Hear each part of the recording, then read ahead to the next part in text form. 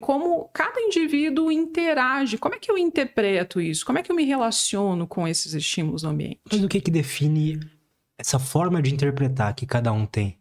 Perfeito. Aí a gente vem desde o comecinho da história da pessoa, que é quando ela vai desenvolver os seus padrões de interpretação, os seus padrões de pensamento, os padrões de processamento cognitivo. Então, quando nós falamos em pensamentos, nós temos diferentes estruturas cognitivas.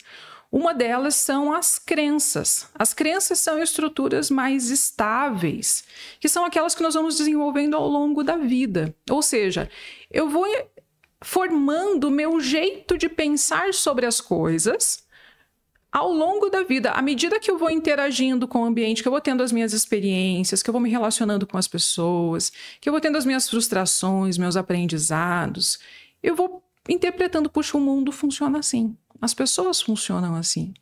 Essas são as crenças, são aquelas convicções mais rígidas, fundamentadas na minha vida, na experiência que eu tive no decorrer do tempo passando, né? Então, essas crenças, elas vão servir de base para essas interpretações mais cotidianas, que é um outro tipo de pensamento aí que nós temos, mais focado no presente. Então, as crenças, elas vão sendo formadas ao longo da nossa história e elas servem como um pano de fundo para a forma que eu enxergo hoje a minha vida. Então, é como se ela fosse a minha lente hoje. Então, por exemplo, se eu cresci em um ambiente em que o estudo foi valorizado, foi incentivado, meus pais tinham o hábito de leitura e eu tomava isso como exemplo e via isso como algo bom, né? Que você adquirir conhecimento é algo importante. Então, eu tenho regras, tenho as minhas crenças sobre isso. Então, conhecimento traz oportunidades, é importante, pode às vezes ser desconfortável, mas vai te expandir, né, em termos de pessoa, de conhecimento, enfim. Então, eu começo a interpretar hoje a minha vida por esta perspectiva. Então, eu organizo minha rotina priorizando o tempo de estudo, por exemplo. Eu valorizo estabelecer relações com pessoas que tenham também este princípio. Então, ela vai determinar a forma que eu interpreto, que eu capto a realidade hoje, né? Que eu interpreto as situações, que eu formo os meus pensamentos hoje. Isso é definido, você diz, durante a vida, né? Mas daria pra gente dizer que a infância é onde essa definição é mais clara, assim, é mais forte? Ela acontece ao longo de toda a vida. Toda a vida. A infância tem a sua parte, mas ela ainda é um período muito precoce. Nós estamos formando a capacidade de interpretar, né? Nosso processamento cognitivo está sendo formado. Então, ele é muito maleável ali, né? E ao longo da vida da adolescência, vida adulta, o tempo todo nós estamos formando as nossas crenças. Então, o bom da crença é que, apesar dela ser uma estrutura mais sólida, né, mais assim, consistente, ela não é impermeável, ela não é imutável. E é por isso que a terapia existe, né? Porque a gente acredita que essas crenças, elas podem ser observadas. Pessoal, peraí, por que eu penso isso sobre os estudos, sobre família, sobre o futuro? Por que eu penso assim? Será que é assim mesmo? Será que isso ainda faz sentido na minha vida? Ou será que eu formei essa crença quando eu tinha 8 anos, quando me aconteceu alguma coisa trágica, terrível? Mas peraí, já se passaram 30 anos e eu estou pensando exatamente da mesma forma que eu pensava quando... O que aconteceu, né? Hoje já não cabe mais dentro da minha realidade, né? Então, a terapia, ela traz esse processo de avaliação tanto das crenças quanto das lentes que hoje influenciam o teu jeito de pensar sobre as coisas, né? Que é esse viés que nós chamamos, essa perspectiva que às vezes pode estar distorcida ou não, mas o quanto mais próxima a sua capacidade de interpretar a realidade estiver, tanto daquilo que é valoroso, que é significativo para você, e fundamentado na realidade, ou seja, você consegue ter uma visão ampla, você não vê só pelo teu viés, você observa, você avalia se esse viés de fato é realista. Será que eu estou ignorando outros elementos da realidade né? E deixando de considerar isso para minha interpretação. Né? Então, a gente volta naquele exemplo lá das redes sociais, quando eu olho, então, por exemplo, uma mulher belíssima e rica e me comparo com ela, não é só a vida dela que eu estou interpretando. Eu estou trazendo toda a minha bagagem a respeito do que eu penso sobre alguém de sucesso, sobre se eu atingi aquilo ou não, sobre as expectativas que eu tinha ao meu respeito ou não, para que então eu sirva de comparação para a outra pessoa.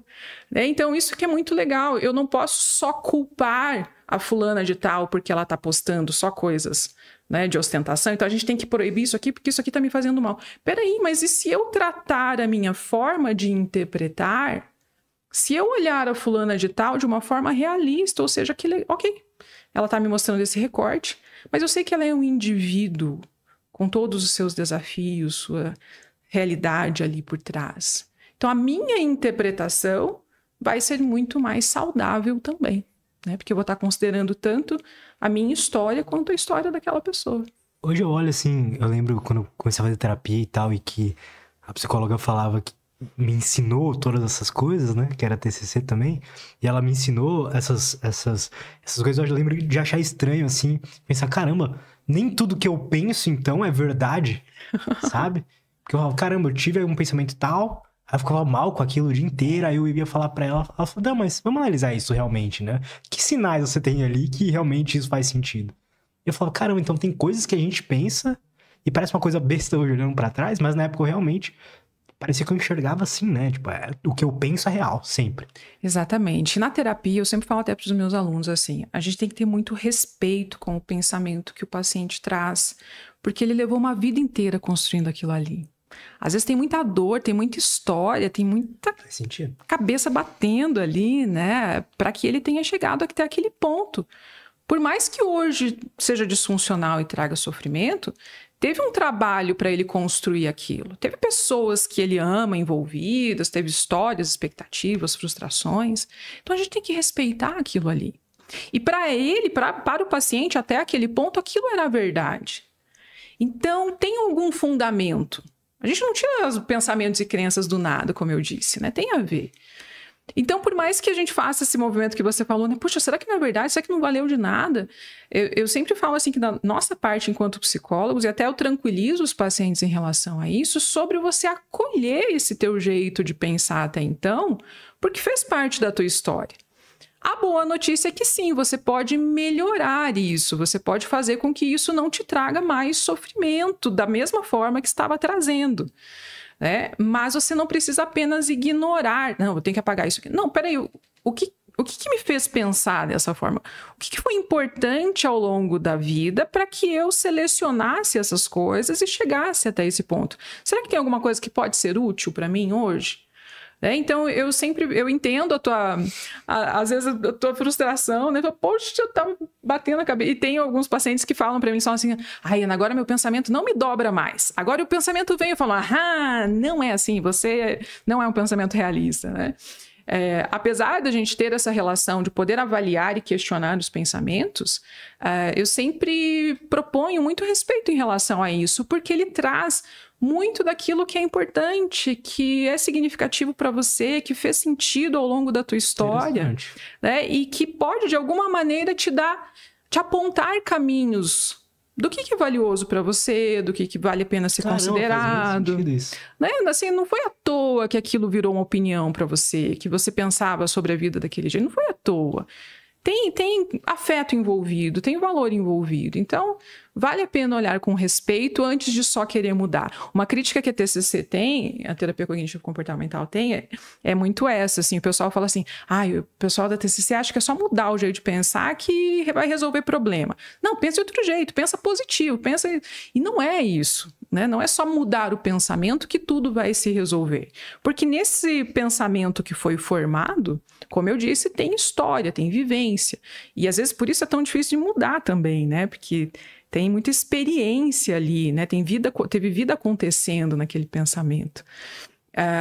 E a partir disso, então, você poder ter pensamentos mais adaptativos, como a gente chama, sempre vinculado com aquilo que é importante para você, e pensamentos realistas, né? Mais do que ter pensamentos positivos. Então, a terapia não é para você pensar positivo. Pensa que vai dar tudo certo. Não, isso aí é bobagem que você está falando. Pensa, vai dar certo. Você é ótimo, você é maravilhoso, né? Olha no seu espelho, fale isso para você. Não é sobre pensamento positivo. É sobre a capacidade de você pensar a realidade. E a realidade traz os nossos desafios, os nossos defeitos, as nossas dificuldades, junto com todo o resto. Eu sempre falo que a realidade traz no pacote tudo que a gente tem direito. E ser funcional é exatamente estar aberto a entender, a perceber tudo que essa realidade traz.